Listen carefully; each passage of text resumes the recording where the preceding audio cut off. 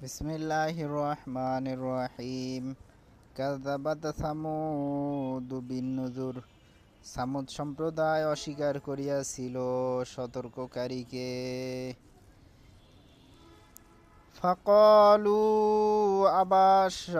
আশারুম মিন্না ওয়াহিদান নাত্তাবিউহু ইন্না ইযাল লাফি যালালিন ওয়া সুউর। তাহারা বলিয়াছিল, আমরা কি আমাদের যে এক ব্যক্তির অনুসরণ করব, তবে তো আমরা পথভ্রষ্ট, উন্মাদনায় পতিত হইব। খুব যুক্তিবাদী তারা ছিল। যে আর এই যুক্তিটা ধর্মের ক্ষেত্রে তো আর চলে না। আমরা কি আমাদের মতো ব্যক্তিরই অনুসরণ করব? এটা একটা কথা।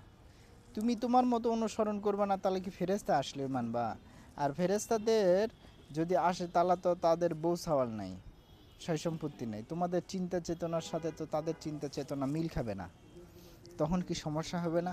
তারা একটা নির্দেশনা দিবে, একরকম চলবে, তোমরা আর একরকম চলবা, সমস্যার সৃষ্টি হবে না?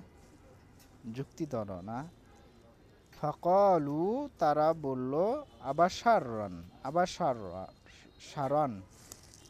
মানে কি? বাশারান মানে মানুষ, মিন্না আমাদের থেকে, ওয়াহিদান একজন, নাত্তাবিউহু আমরা কি তার অনুসরণ করব?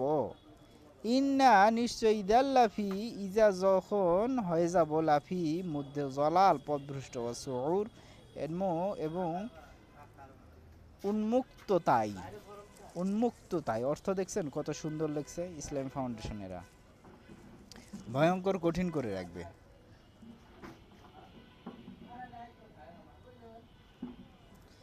সহজ করতে পারে না এরা। আজও পর্যন্ত 70 বছর ধরে অর্থটা করে যাচ্ছে, ওইভাবেই রাখছে, সহজ করবে না ইচ্ছা করে। আমরা তো তাহলে পাগলের খাতায় পড়ে যাব।